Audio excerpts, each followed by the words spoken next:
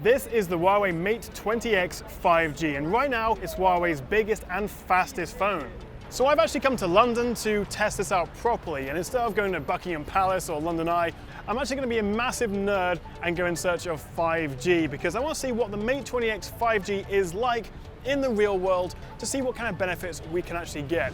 So the Mate 20X 5G is designed for power users and gamers. It's got a huge 7.2-inch screen, Kirin 980 chip, 8 gigs of RAM, GPU boost, and even a graphene film vapor chamber for cooling. But the big new feature here, as it says on the tin, is that 5G support, and it's the main upgrade from the Mate 20X 4G, which was launched back in April this year. It seems like everyone and their dog are talking about the benefits of 5G, the faster speeds, the higher bandwidth, the lower latency. I'm on Vodafone here in the UK, there's also EE, and I think 3 is going to have it as well. It's a little bit inconsistent, but when you do find a good patch and you do get that higher speed, it makes such a difference to download speeds. So let's see how fast the Mate 20X can download a game like PUBG from the Google Play Store over 5G. Overall, it takes 1 minute and 40 seconds to download the 2 GB game.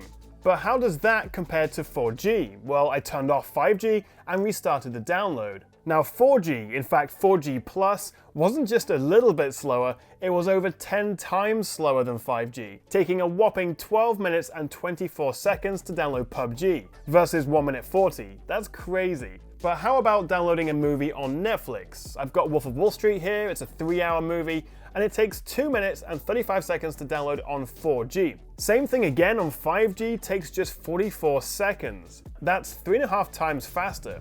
So those download speeds are pretty impressive, but I have to say that actually using the Mate 20X 5G in a normal way, using the apps that I use every day like YouTube and Instagram, you really do get a sense of just how fast this phone is. YouTube videos buffer instantly. I can just jump from one video to the next, and it plays straight away. No loading circle, no waiting for the bar to fill up before you can press play.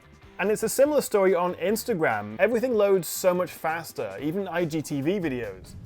But what about gaming over 5G? Let's say you're on your morning commute and you want to get a quick game of PUBG in. Well, from my experience so far, it actually works really well. I didn't notice any lag or slowdown at all.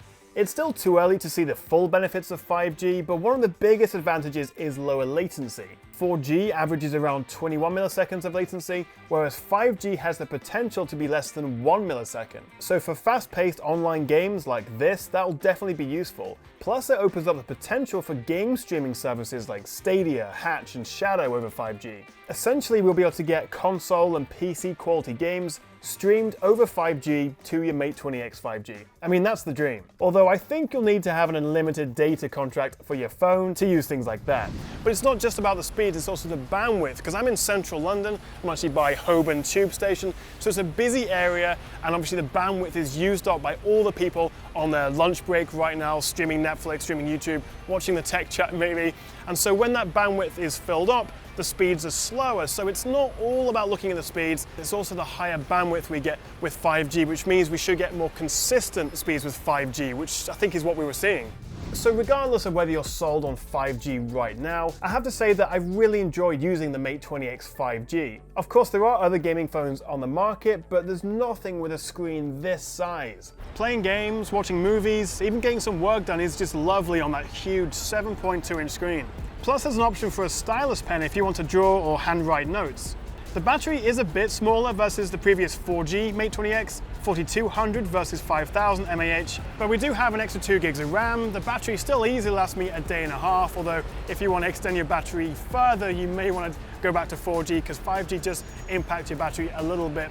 But of course, if you want the most future-proof phone possible and you're an early adopter, you like cutting-edge tech, then of course you are going to want to get a phone with 5G.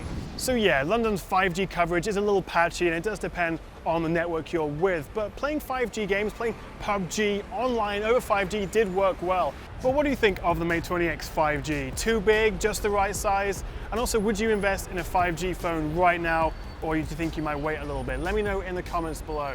If you enjoyed this video and want to see more of me, I'm not sure why you would, but if you do, then make sure you hit that like and subscribe button below. Thank you so much for watching, guys, and I'll see you next time right here on the Tech Chat.